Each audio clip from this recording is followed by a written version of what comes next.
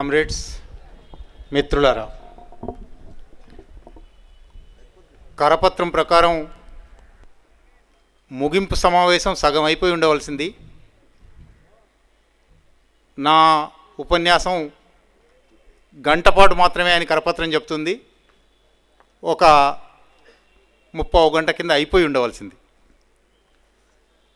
నిజానికి గంట ఇచ్చారు, కానీ ఇది గంటలో చెప్పగలిగిన విషయం కాదు.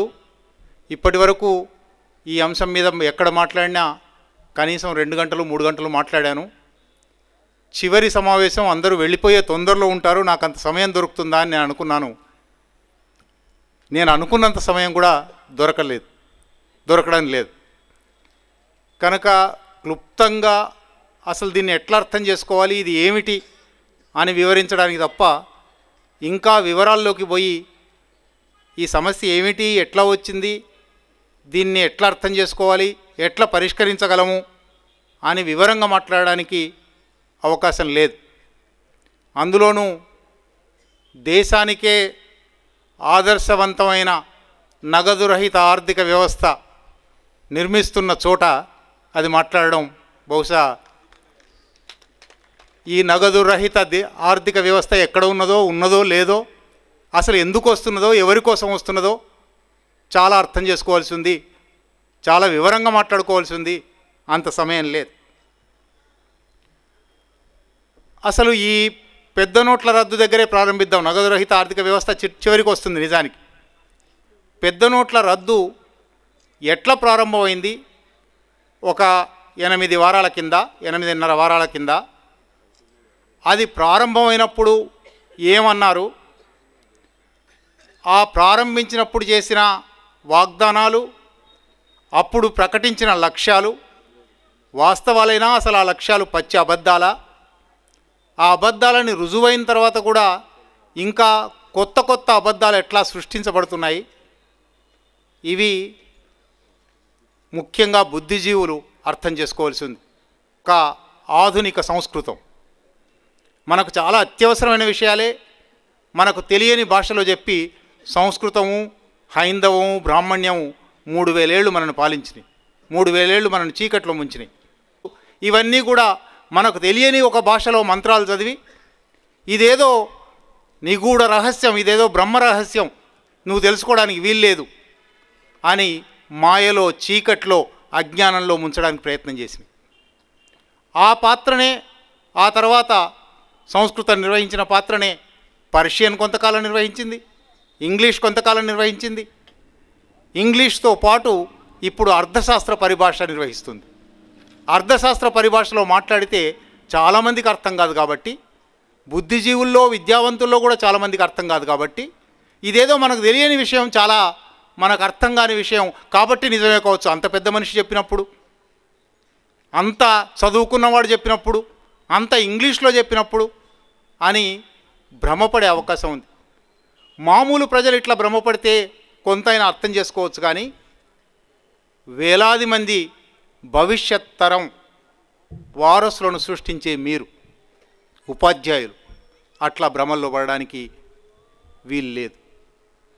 ఆ భ్రమల్లో పడకుండా ఉండడానికి ఇది ఏమిటి, అసలు ఈ అర్థశాస్త్ర సంక్లిష్టతను ఎట్లా గుట్టు విప్పాలి, దీన్ని ఎట్లా అర్థం చేసుకోవాలి, ఏం జరిగింది, మన మీద జరుగుతున్నది దాడా, నిజంగా దేశానికి ఒక అభివృద్ధి పథకమా, దేశాన్ని ముందుకు తీసుకుపోయే పథకమా, పాలక వర్గాల అబద్ధాల రాజ్యమా, ఇవి అర్థం చేసుకోవాల్సి ఉంది. నవంబర్ 8 నాడు రాత్రి 8:30, 9 గంటలకు ప్రధానమంత్రి నరేంద్ర మోడీ గారు టెలివిజన్ మీద దేశ ప్రజలను ఉద్దేశించి మాట్లాడుతూ, నిజానికి దేశ ప్రజలను ఉద్దేశించి మాట్లాడడం అనేది చాలా ముందు ప్రకటించి, రికార్డు చేసి, ఉపన్యాసం పత్రికలకు కూడా పంపించి చాలా పద్ధతి ప్రకారం జరుగుతుంది. నవంబర్ 8 నాడు మాత్రం అదేమీ లేదు, హఠాత్తుగా ఆయన తెర మీదకి వచ్చాడు.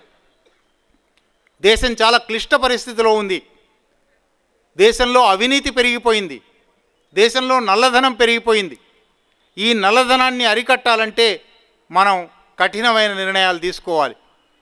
భవిష్యత్ తరం కోసం నిజానికి పాలక వర్గాలు, అది ఢిల్లీ కావచ్చు, అది హైదరాబాద్ కావచ్చు, ఇవాళ ఏ విద్య నేర్చుకున్నాయంటే, ఏ కళ నేర్చుకున్నాయంటే, మన మనసులో ఉన్న కోరిక, మన ఆకాంక్ష, మనకు కావలసింది ప్రకటిస్తారు, వాళ్ళకు కావాల్సింది చేసుకుంటారు. అవినీతి రద్దు కావాలని, నల్లధనం రద్దు కావాలని మనందరి కోరిక, దేశం కోరిక, 130 కోట్ల మంది ప్రజల కోరిక. ఆ కోరిక ప్రకటించి ఆ కోరిక వెనుక జరిగినవేమిటి, ఆ కోరిక ప్రకటించాడు, ఆ పని చేయడానికే ఇది చేస్తున్నాడు, ఇవాళకి అమాయకంగా అది నమ్మేవాళ్ళు ఉన్నారు. ఆ పని చేయడానికే 3 లక్ష్యాలు ప్రకటించాడు.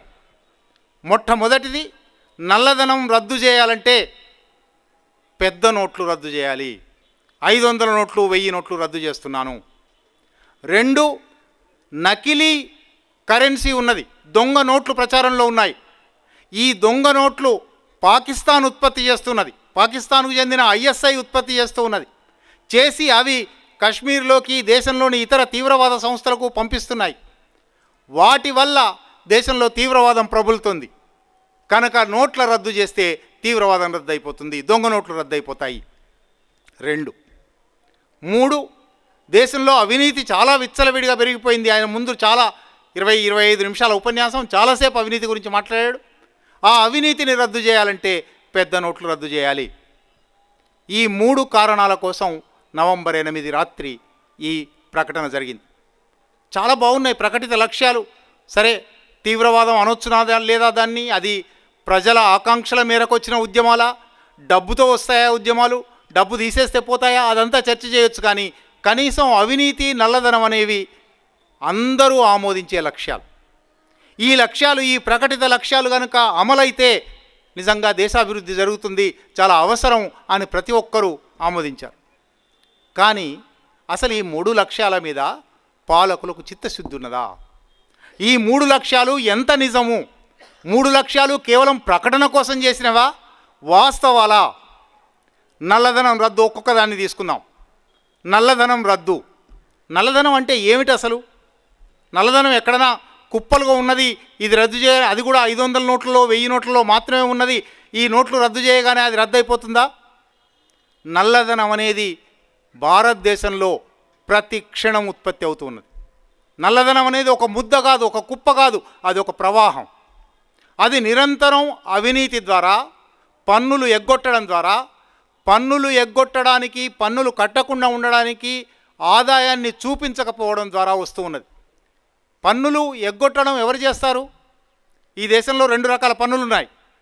ఒకటి వ్యక్తిగత ఆదాయం మీద పన్ను, 2 కార్పొరేట్ పన్ను. పరోక్ష పన్నులు కాకుండా పరోక్ష పన్ను ప్రతి సరుకు మీద, మనం కొనే అగ్గిపెట్టె దగ్గర నుంచి, ఉప్పు దగ్గర నుంచి, పప్పు దగ్గర నుంచి, దేశ ఆర్థిక వ్యవస్థ కొనే అతి జలాంతర్గాములు, యుద్ధ విమానాల దాకా అన్నిటి మీద పన్నులు ఉంటాయి, పరోక్ష పన్నులు. వాటి సంగతి పక్కన పెట్టండి, పరోక్ష పన్నుల సంగతి పక్కన పెట్టండి కాసేపటికి.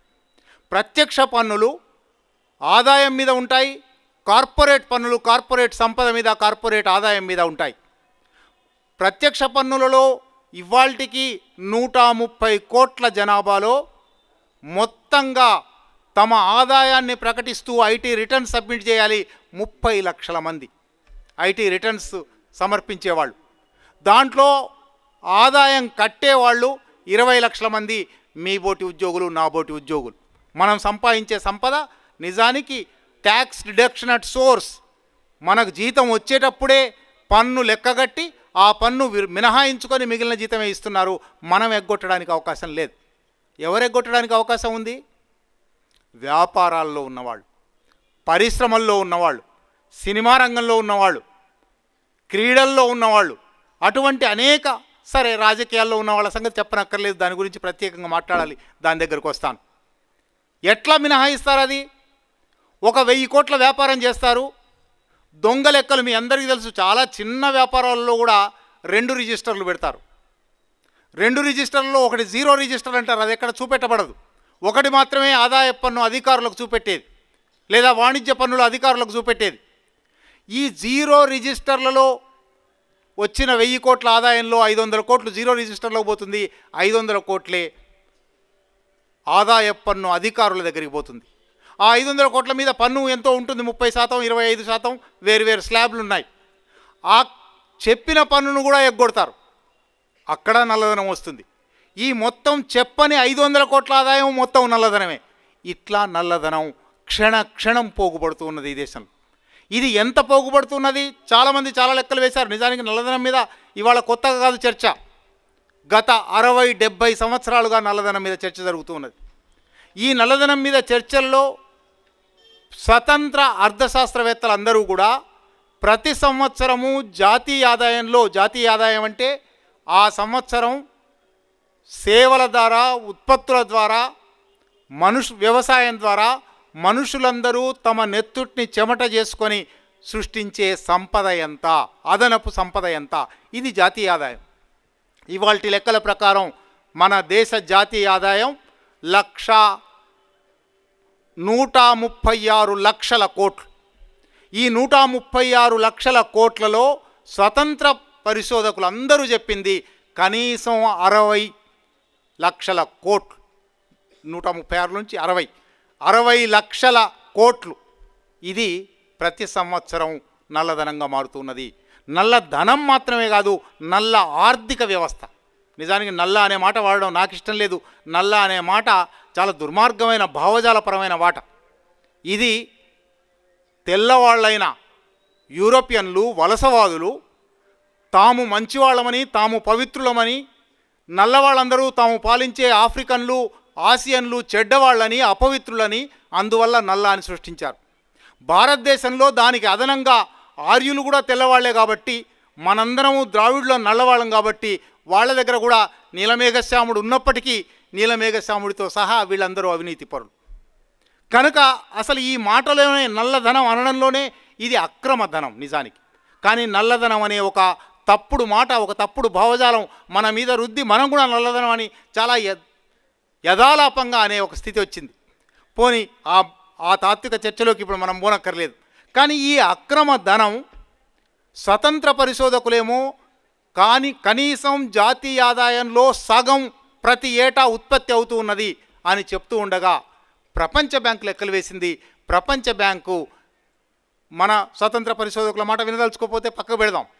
ప్రపంచ బ్యాంకే చెప్పింది 25 నుంచి 30% ప్రతి సంవత్సరం నల్లధనం ఉత్పత్తి అవుతున్నది. ఉత్పత్తి అయ్యేది ఎక్కడో చాలా స్పష్టంగా ప్రభుత్వాలకు తెలుసు. ప్రభుత్వాలు పట్టుకోదలుచుకుంటే అక్కడికి వెళ్ళి పట్టుకోవచ్చు. ఎవరెవరి దగ్గర ఉన్నదో తెలుసు, కానీ అవి పట్టుకోవడం లేదు. ఇది ఎక్కడికి పోతుందో దాని దగ్గరికి వద్దాం. ఇది నల్లధనం అనేది నల్లధనంగా ఎప్పటికీ ఉండదు. నల్లధనాన్ని ఒక ఇంట్లో త్రిజోరీలో నోట్ల రూపంలో 500, 1000 నోట్ల రూపంలో పెట్టుకుంటే అది పిల్లలు పెట్టదు. ఎప్పుడైనా ధనం చలామణిలో ఉన్నప్పుడే అదనపు విలువను సంపాదిస్తుంది. చలామణిలో ఉన్నప్పుడే అది పిల్లలు పెడుతుంది. కనుక తప్పనిసరిగా దాన్ని చలామణిలోకి తేవాలి. నల్లధనం అని కనబడకుండా తెల్లధనంగా మార్చాలి. అందువల్ల అది భూమిలోకి పోతుంది, అది బంగారంలోకి పోతుంది, అది ఆస్తులలోకి పోతుంది, అది షేర్లలోకి పోతుంది, అది విదేశీ ఖాతాల్లోకి పోతుంది.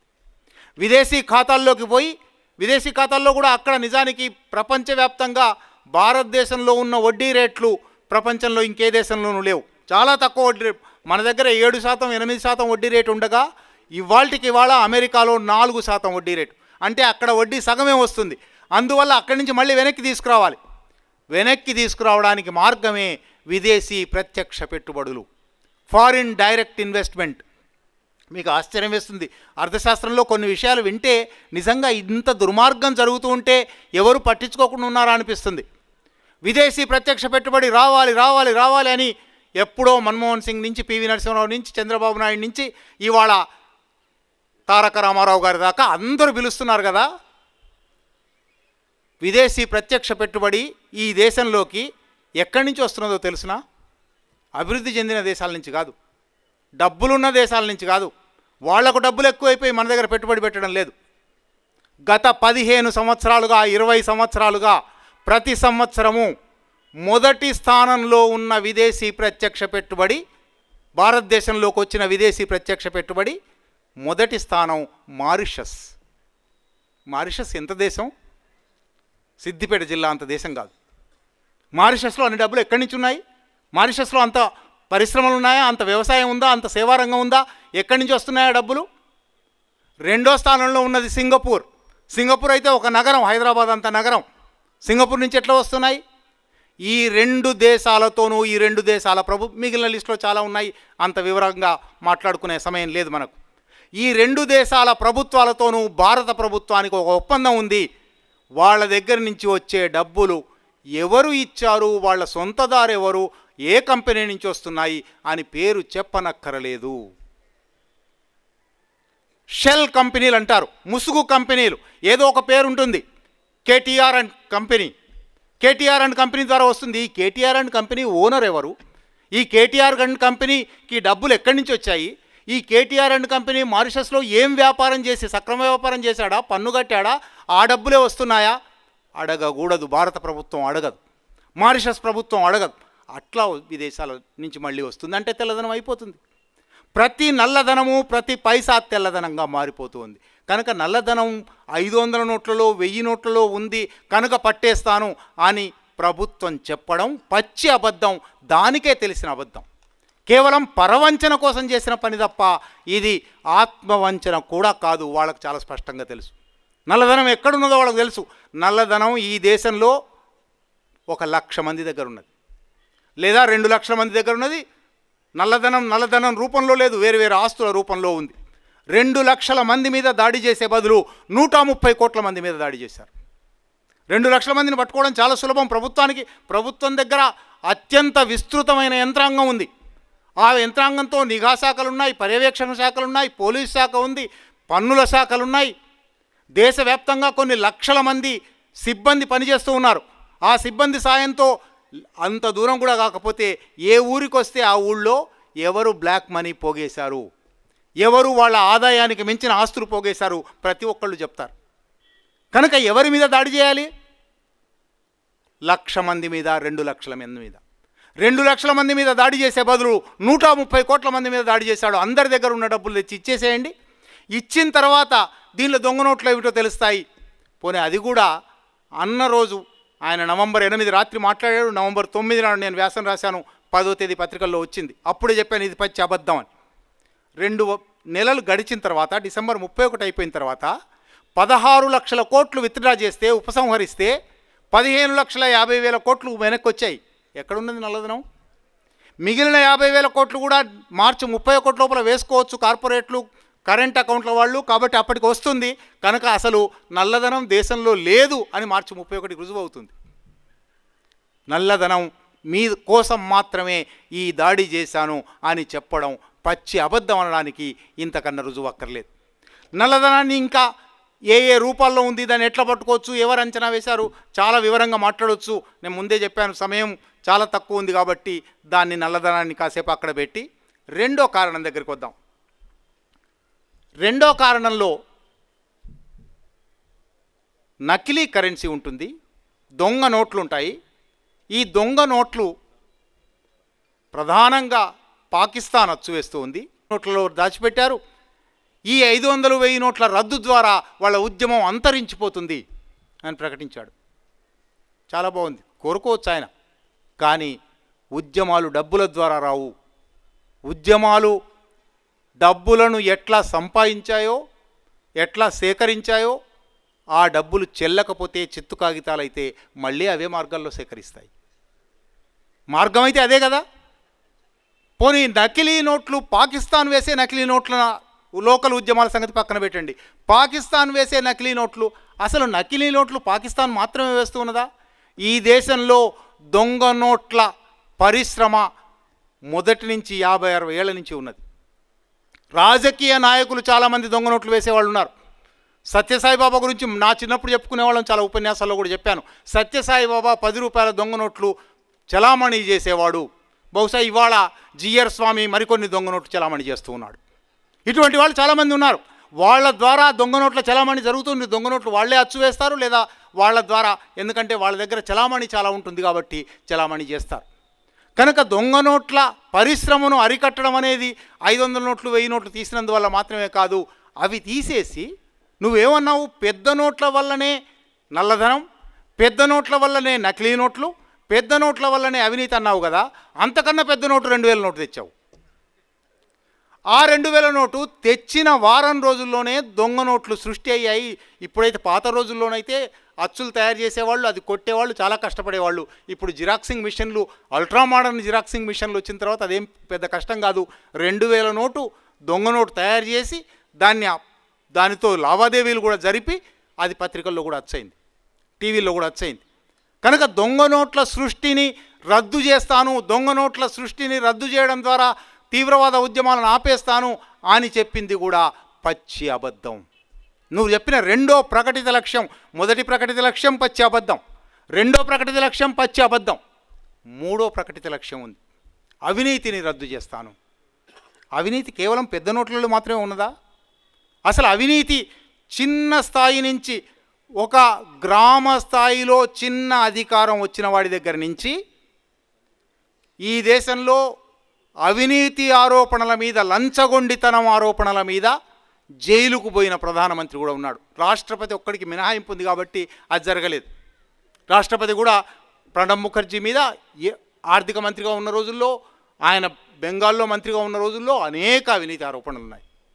కనుక అవినీతి లేని వ్యక్తి అధికార వర్గంలో ఎవరైనా ఉన్నారా? అవినీతిని ఎక్కడ అరికట్టాలి? నువ్వు చిన్న ప్రభుత్వ పని నుంచి, ప్రజా కార్యక్రమం చేయడం దగ్గర నుంచి, ప్రజా కార్యక్రమాలు కాంట్రాక్ట్, నిజానికి ప్రభుత్వానికే ఇంజనీర్లు ఉంటారు, ప్రభుత్వానికే నిర్మాణ శాఖలు ఉంటాయి, ప్రభుత్వం దగ్గర సన్నద్ధమైన సౌకర్యాలు ఉంటాయి. కానీ ప్రతి చిన్న పనికి చివరికి మీ అందరికీ తెలుసు, మిడ్ డే మీల్కు రవ్వ కొనాలి, రవ్వకు కాంట్రాక్టర్ ఉంటాడు. నడపకుండా అవినీతిని అరికట్టడం కోసమే 500 నోట్లు తీసేశాను, 1000 నోట్లు తీసేశాను అనేది మూడో పెద్ద అబద్ధం, పచ్చి అబద్ధం. ఇవి ఖచ్చితమైన అబద్ధాలు. ఇవి అబద్ధాలైతే వాస్తవం ఏమిటి, దాని దగ్గరికి మళ్ళీ వస్తాను. కానీ ఇన్ని అబద్ధాలు అని నరేంద్ర మోడీ గారికి, ఆయన శిష్యులకు, భక్తులకు ఆయన చేసిందల్లా చాలా గొప్ప పని, మహత్తరమైన పని అని సమర్థిస్తున్న అన్ని రాష్ట్రాల అధినేతలకు అందరికీ ఈ విషయాలు తెలిసి అసలు కారణాలు ఏమిటి? మరి అసలు కారణాల దగ్గరికి వస్తాను. కానీ ఎంత తప్పుడు పని చేసేవాడైనా ఈ పని వల్ల ఫలితం ఏమిటి, ఈ పని వల్ల పర్యవసానం ఏమిటి, పర్యవసానంలో ఒకవేళ దుష్ఫలితాలు ఉంటే, ప్రతికూల ఫలితాలు ఉంటే దీన్ని ఎట్లా వ్యవహరించాలి అని ఆలోచిస్తాడు. ఎంత దుర్మార్గుడైనా. నేరస్తులు కూడా ఒక పని చేసేటప్పుడు ఇది ఒకవేళ సక్సెస్ కాకపోతే ప్లాన్ బి అంటారు. ఇప్పుడు కొత్త పరిభాషలో ప్లాన్ బి అంటున్నారు. ప్లాన్ ఏ ఒకటి చేస్తాము, ప్లాన్ బి కూడా ఉంటుంది. ప్లాన్ బి ఎంత మాత్రం లేకుండా ప్రపంచంలో ఎక్కడైనా ఏదైనా కార్యక్రమం జరిగిందంటే అది నరేంద్ర మోడీ కార్యక్రమం. ఎందువల్లనంటే నవంబర్ 8 రాత్రి 9 గంటలకు ప్రకటించాడు, 12 కల్లా అయిపోతుంది అన్నాడు. 16 లక్షల కోట్లు వెనక్కి తీయాలి. 16 లక్షల కోట్లు వెనక్కి తీసినప్పుడు దానిలో 3 లక్షల కోట్లే నల్లధనం అని ప్రభుత్వం అప్పటిదాకా అనుకుంటూ ఉన్నది. మిగిలిన 13 లక్షల కోట్లు న్యాయమైన ధనం కదా. ఆ 13 లక్షల కోట్లకు మళ్ళీ 13 లక్షల కోట్లు ఎదురు బదులు ఇవ్వాలి కదా. నెలన్నర గడిచిన తర్వాత, అంటే డిసెంబర్ 15 నాటికి రిజర్వ్ బ్యాంకే ప్రకటించింది, మేము విడుదల చేసిన ధనం 1,50,000 కోట్ల రూపాయలు. 16 లక్షల కోట్లు విత్డ్రా చేస్తావు, 1,50,000 కోట్లు ప్రవేశపెడతావు. అంటే ఎంత దుర్మార్గమైన, ఏమాత్రం ప్రత్యామ్నాయం లేని, ఏమాత్రం ప్రతికూల ఫలితాల గురించి ఆలోచన లేని, ఏమాత్రం హోంవర్క్ లేని గందరగోళపు చర్య ఇది. అది కూడా మీ అందరూ పత్రికల్లో చదివే ఉన్నారు.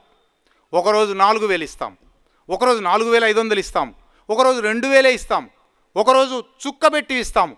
చుక్కబెట్టడానికి వీల్లేదు, అది కేవలం ఎన్నికల సంఘానికి మాత్రమే ఉండే హక్కు, ఎవరు పడితే వాళ్ళు పెట్టడానికి వీల్లేదంటే అయితే చుక్క పెట్టం. క్యూలో ఒక్కొక్క ఏటీఎం ముందర, ఒక్కొక్క బ్యాంకు ముందర ఫర్లాంగ్ క్యూ, 2 ఫర్లాంగుల క్యూ అంతా పోయిన తర్వాత చివరికి ఇక నాది రాబోతుంది, నా ముందర ఆయనకు వచ్చింది డబ్బులు అన్న తర్వాత నో క్యాష్ అని బోర్డు. 150 మంది క్యూలలో చచ్చిపోయారు. రోగిష్ఠులు, వృద్ధులు. నిజానికి 500 నోట్లు, 1000 నోట్లు ఎవరివి అని నిజంగా ఎక్కడైనా ఒక నల్లధనం ఉన్నవాడు నిలబడ్డా? నల్లధనం ఉన్నవాడు ఎక్స్చేంజ్ చేసుకున్నాడా? ఒక్క రాజకీయ నాయకుడినైనా క్యూలో నిలబడగా మీరు చూసారా? ఒక్క కాంట్రాక్టర్నైనా క్యూలో నిలబడగా మీరు చూసారా? వాళ్ళు ఎట్లా మార్చుకున్నారు? శేఖర్ రెడ్డి గారికి 70 కోట్లు మారిపోయాయి. ఎట్లా మారిపోయాయి? కొత్త నోట్లు హఠాత్తుగా వచ్చాయి ఆయన దగ్గరికి. ఎక్కడి నుంచి మారాయి? అంటే ఎవరి మీద దెబ్బపడింది, ఎవరి మీద దెబ్బపడుతుందని ఊహించారా లేదా? పెళ్లి కోసం పెట్టుకున్న డబ్బులు. ఎప్పుడు ఏ అనారోగ్య సమస్య వస్తుందో, ఇవాళ పెరిగిన కార్పొరేట్ వైద్యంలో ఆసుపత్రి గేటు దగ్గరికి పోగానే 50,000 కట్టు, 1,00,000 కట్టు అని అంటూ ఉన్నారు. అని పెట్టుకున్న డబ్బులు, పిల్లల చదువుల కోసం పెట్టుకున్న డబ్బులు, ఇంట్లో ప్రబోజనం కోసం పెట్టుకున్న డబ్బులు, చివరికి స్త్రీలు, గృహిణులైన స్త్రీలు, ఉద్యోగాలు చేయని స్త్రీలు సామాన్లు కొనడానికి భర్త ఇచ్చే డబ్బుల్లో నుంచి 25,000 మిగుల్చుకుంటారు. ఎప్పుడైనా ఏదైనా అవసరం వస్తుందని, ఎప్పుడో ఏదో కొనుక్కోవచ్చని పోపులో పెట్టెల్లో పెట్టుకునే వాళ్ళు ఇద్దరు. అవి సహజంగానే 500 నోట్లు అయ్యాయి. వాళ్ళు ఇప్పుడు అవి బయట పెట్టడానికి అవకాశం లేదు, అవి చెప్పడానికి అవకాశం లేదు. ఎన్ని రకాల, ఒక్కసారి మీరు ఆలోచించండి, ఆ 2 నెలల్లో ఎన్ని రకాల ప్రతికూల ఫలితాలు వచ్చే అవకాశం ఉంది. ఏ ఒక్క ప్రతికూల ఫలితం గురించి ఆలోచించని దుర్మార్గమైన ప్రభుత్వం. ఎంత మాత్రం ప్రత్యామ్నాయం గురించి ఆలోచించని, ఎంత మాత్రం హోంవర్క్ చేయని. ఈ మాట విమర్శకుడిగా నేను అనడం లేదు. సుప్రీంకోర్టు ధర్మాసనం ముందరికి కేసు వచ్చింది. డిసెంబర్ 21వ తారీఖు 22వ తారీఖు బహుశా. సాలిసిటర్ జనరల్ అంటారంటే భారత ప్రభుత్వపు న్యాయవాది సాలిసిటర్ జనరల్ ముకుల్ రోహ్తగి అని ఉన్నాడు. ఆయన నిలబడ్డాడు. ఈ కేసు విచారణ జరుగుతున్నప్పుడు న్యాయమూర్తులు అడిగారు, అయ్యా దీనివల్ల ఇటువంటి ఫలితాలు వస్తాయి, ఇటువంటి ప్రమాదాలన్నీ జరిగాయి కదా, ఇటువంటి ఫలితాలు వస్తాయని మీ ప్రభుత్వం ఊహించిందా అని. ఊహించలేదండి అన్నాడు ఆయన. స్వయంగా ప్రభుత్వ ప్రతినిధి, ప్రభుత్వ న్యాయవాది చెప్పిన మాట, ముకుల్ రోహ్తగి చెప్పిన మాట, పత్రికల్లో వచ్చిన మాట. ఇది మాత్రమే కాదు, అసలు చట్టపరమైన సమస్యలు ఉన్నాయి. ఇవాళ జరుగుతూ ఉంది. ఇవాళ ఒక పార్లమెంటరీ కమిటీ ముందర, పార్లమెంటరీ కమిటీ విచారణ జరుపుతూ ఉంది. పార్లమెంటరీ కమిటీ రిజర్వ్ బ్యాంకును పిలిచింది. నువ్వు ఈ నిర్ణయం తీసుకోవలసింది ప్రభుత్వమే కానీ ప్రకటించవలసింది రిజర్వ్ బ్యాంక్. రిజర్వ్ బ్యాంక్ ప్రకటించలేదు, రిజర్వ్ బ్యాంకు తెలియదు. ఈ నిర్ణయం తీసుకోవాల్సింది ఆర్థిక మంత్రిత్వ శాఖ, ఆర్థిక మంత్రి అరుణ్ జైట్లీ తనకు తెలియదన్నాడు. అరుణ్ జైట్లీ వేరే మాటలు చెప్పాడు, దాని దగ్గరికి వస్తాను. ప్రధానమంత్రి తానే అందరికన్నా మొనగాడు, తానే చెప్పగలడు అని హఠాత్తుగా 8:30 చెప్పాడు. కానీ ఎవరెవరికి ఉప్పందాలో ముందే ఉప్పందించాడు. అంటే తన ఆశ్రితులకు మాత్రమే ఉప్పందించడం, ఏమాత్రం పద్ధతి ప్రకారం, పాలనా నియమాల ప్రకారం. 46లో అదే కారణం, 70లో అదే కారణం, 78లో అదే కారణం, 2016లో అదే కారణమా? ఆ కారణం కనుక సక్రమమైన కారణం అయి ఉంటే ఈ 3 దఫాల్లోనే ఎప్పుడోసారి అయిపోయి ఉండేది కదా, మళ్ళీ ఎందుకు వస్తూ ఉన్నది? అందువల్ల ఆ కారణం కాదు, ఈ చర్య కాదు, అసలు కారణాలు వేరే ఉన్నాయి. సర్దుకునే వాళ్ళందరూ సర్దుకున్నారు. ఆ అసలు కారణాలకు పోబోయే ముందు ఎంత బీభత్సం జరిగిందో ఒక్కసారి చూడాలి. బీభత్సం మనం అనడం మాత్రమే కాదు, మనం అనుభవించడం మాత్రమే కాదు, మనం అందరం అనుభవించాం.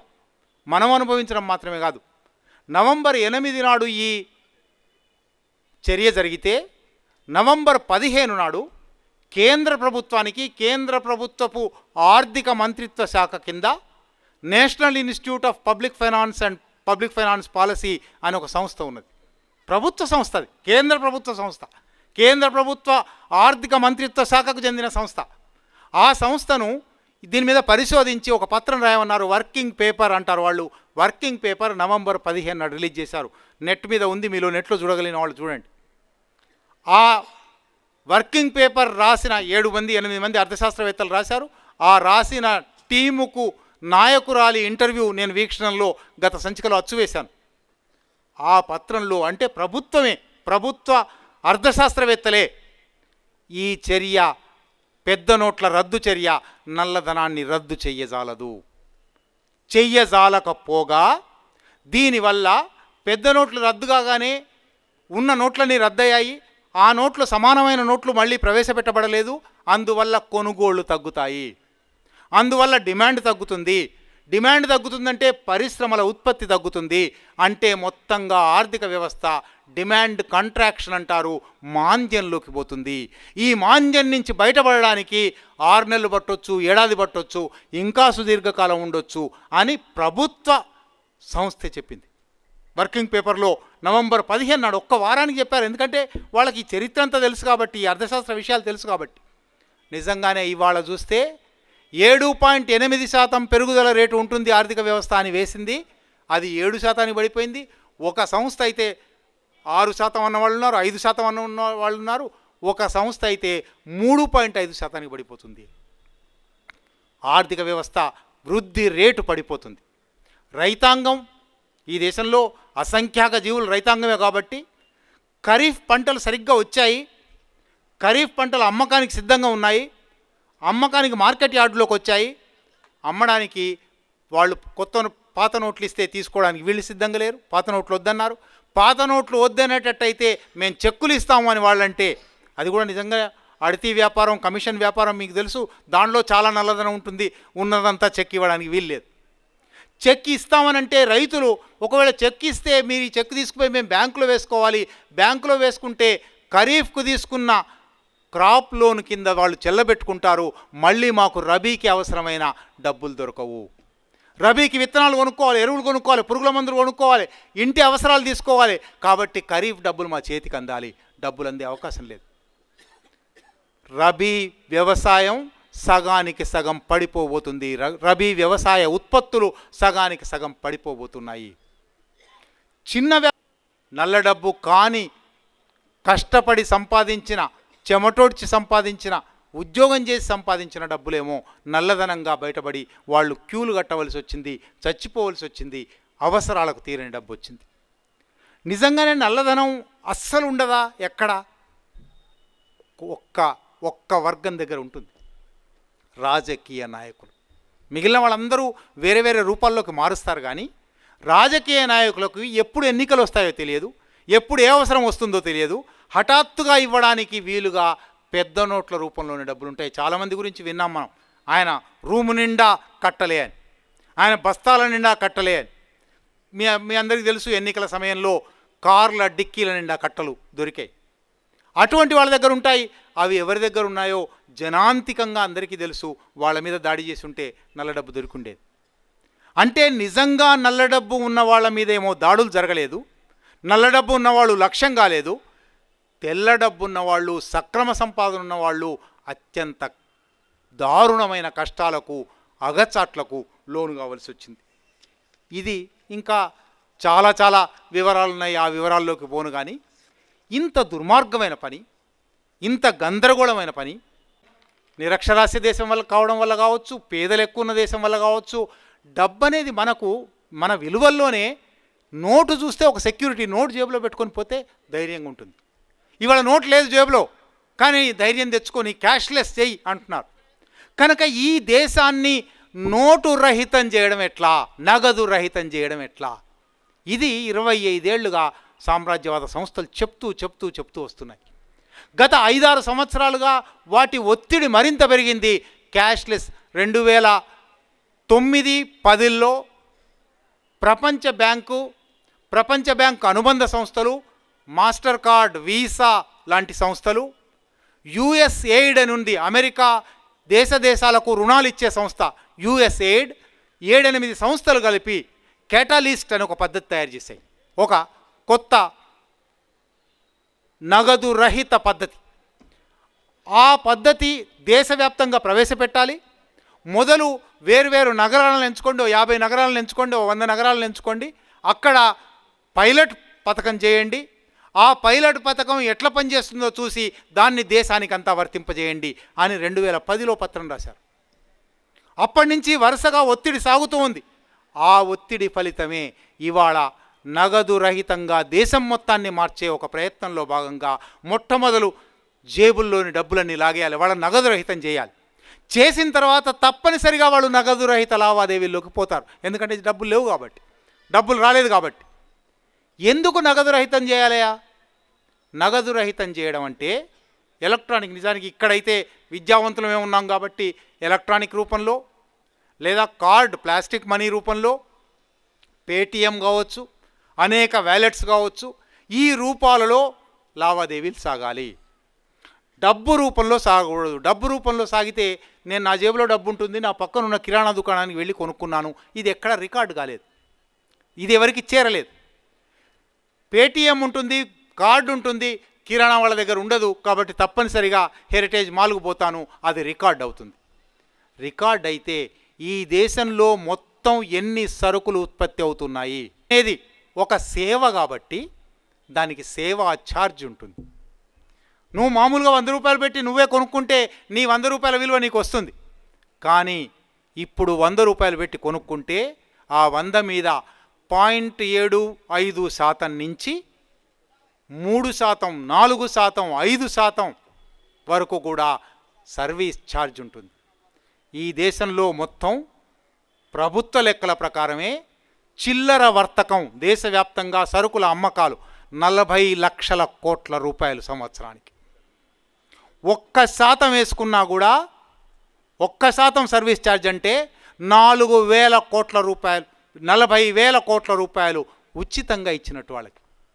పేటీఎంకు, వీసా కార్డుకు, మాస్టర్ కార్డుకు, అనేక కార్డులకు 40,000 కోట్లు ఎవరు తిన్నారు? 40,000 కోట్లు ఎవరి ధనం? 40,000 కోట్లు ఈ దేశంలో అభివృద్ధి కోసం, సంక్షేమం కోసం, ప్రజల మీద ఖర్చు పెట్టడానికి ఉపయోగపడవలసిన ధనం సామ్రాజ్యవాద సంస్థల జేబుల్లోకి పోవడానికి, వాళ్ళ ఖజానాల్లోకి పోవడానికి.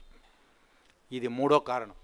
4వ కారణం, నిజానికి క్యాష్లెస్ ఎకానమీ మీద, నగదు రహిత ఆర్థిక వ్యవస్థ చాలా గొప్పది అని మన నాయకులు కూడా చాలా వీరోచితమైన ఉపన్యాసాలు చేస్తున్నారు.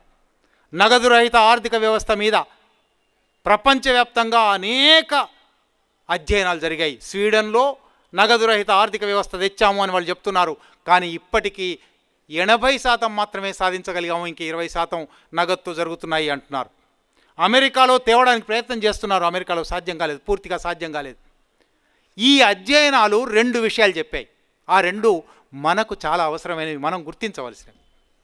మొదటిది, నగదు రహిత ఆర్థిక వ్యవస్థ వల్ల ఏం జరుగుతుందంటే, జేబులో డబ్బులు ఉన్నప్పుడు, చేతిలో డబ్బులు పెట్టుకున్నప్పుడు ఒక సరుకు కొనాలంటే ఈ సరుకు కొనగల శక్తి నాకు ప్లాస్టిక్ మనీ ద్వారా, కార్డు ద్వారా, నగదు రహిత లావాదేవీ ద్వారా జరిగే ప్రతి లావాదేవీ రికార్డ్ అవుతుంది.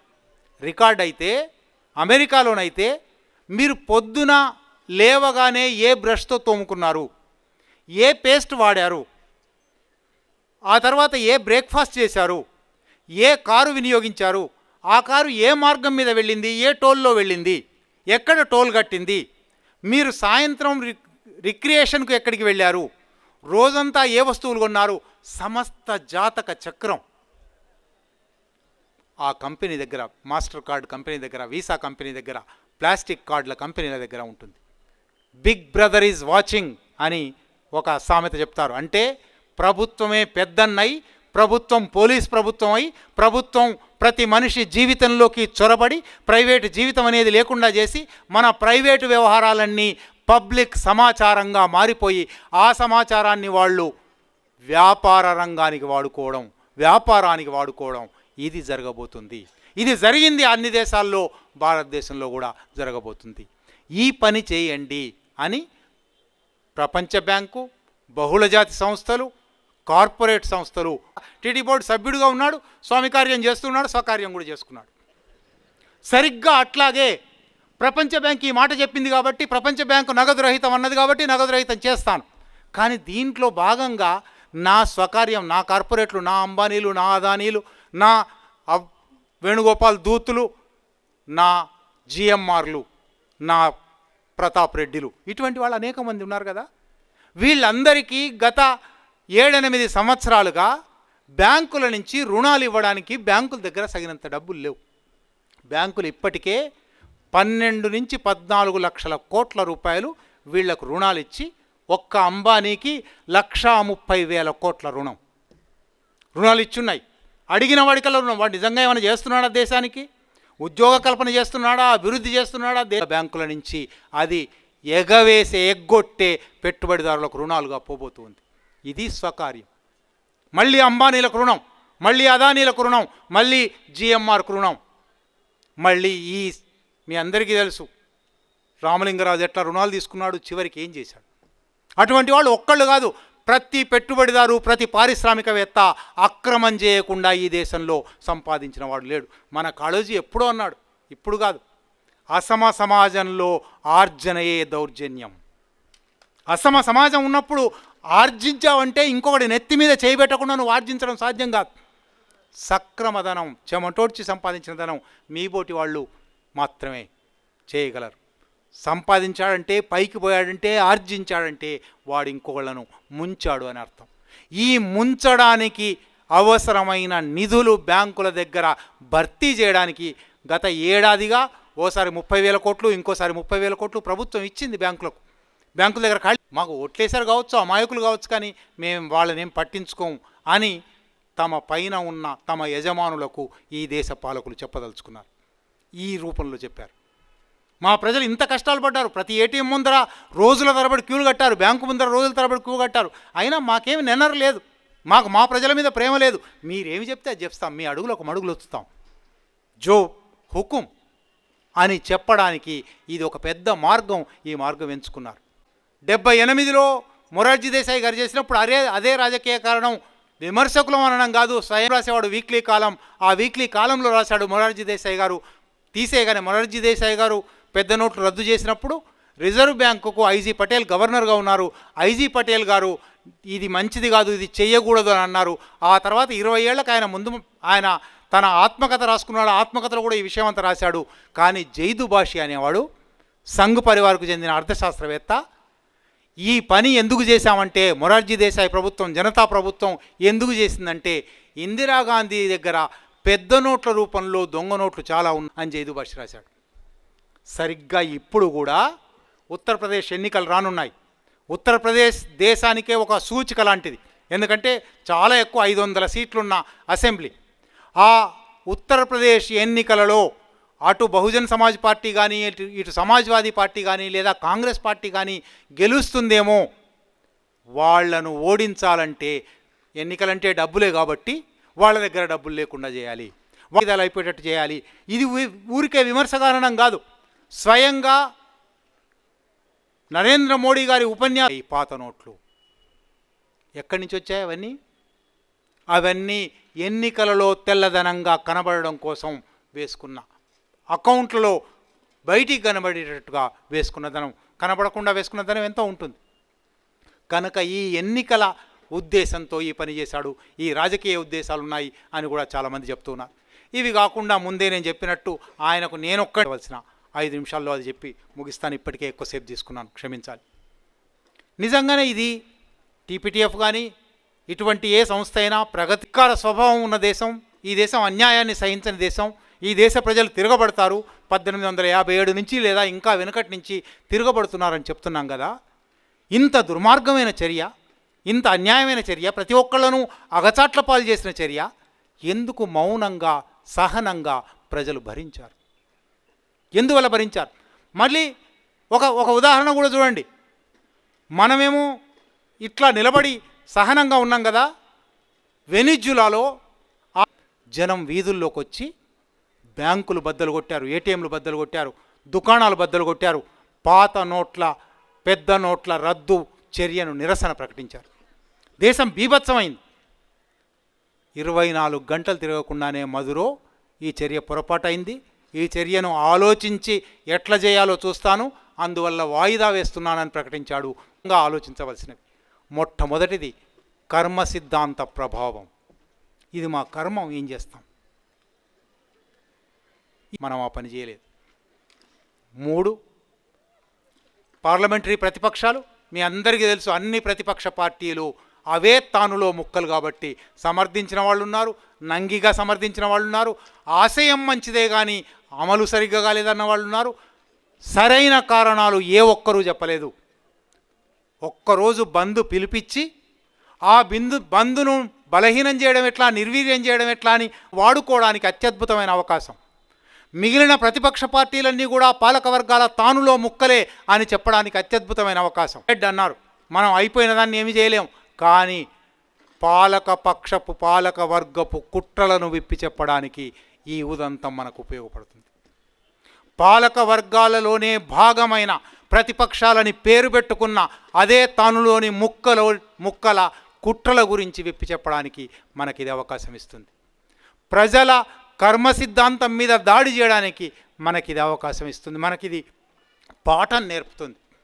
లేదా అంతకు ముందరి ఏపీటీఎఫ్ సింగరాజు రామకృష్ణయ్య గారి దగ్గర నుంచి ప్రారంభించి ఉజ్వలమైన వారసత్వం, ప్రజల్లో చైతన్యాన్ని కలిగించిన వారసత్వం, ప్రజా పోరాటాలకు మద్దతుగా నిలబడిన వారసత్వం, ప్రజా పోరాటాలతో కలిసి నడిచిన వారసత్వం ఉన్న టీపీటీఎఫ్ ఈ 4 మాటలు విని ఆలోచిస్తుందని, ఇందుకు మనం ఏం చేయవలసి ఉన్నది, బుద్ధిజీవులుగా ఏం చేయవలసి ఉన్నది ఆలోచించి